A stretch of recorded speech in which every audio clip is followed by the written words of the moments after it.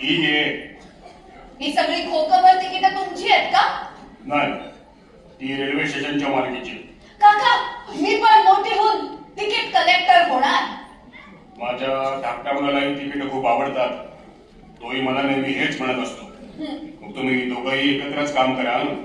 तशी माझी काही हरकत नाहीये, पण आज ना मला वेळ नाहीये. का? कारण मी ना माझ्या नव्या शाळेत चाललीये आणि त्या नव्या शाळेत तुम्हाला माहितीये का, आगगाडीचे डबे. तो चहा इकडे घे.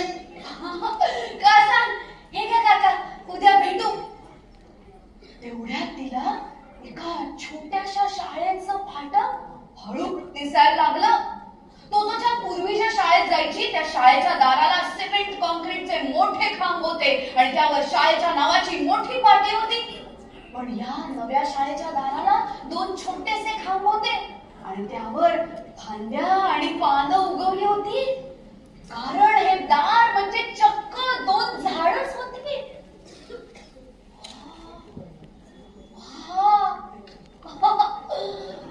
हे दार अजून वाढतंय वाटतं.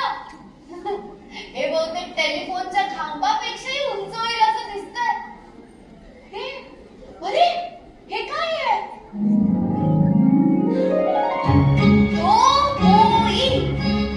तोमोई म्हणजे काय असं ताईला विचारलं. तेवढ्यात तिला जे दिसलं ते बघून आपण स्वप्नात तर नाही असं तिला वाटायला लागलं.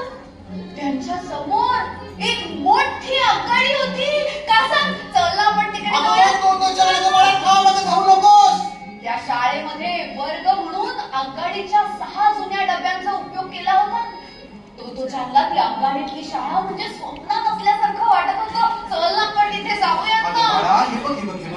तुला ना आताच्या गाडीत बसता येणार नाही. आपण नुसतं ते बघून येऊया. अगं बाई, हे डबे म्हणजे इथले वर्ग आहेत. हो का?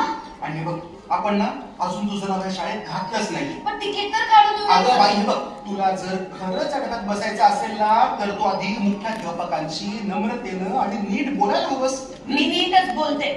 हो बाई, तू नीटच बोलतोस. आता हे बघ, आपण त्यांच्याकडे जाऊया. इकडे बघ, हे बघ, आपण त्यांच्याकडे जाऊया आणि तू जर का चांगलं वागलीस तरच तुला त्या शाळेत येतील. समजलं?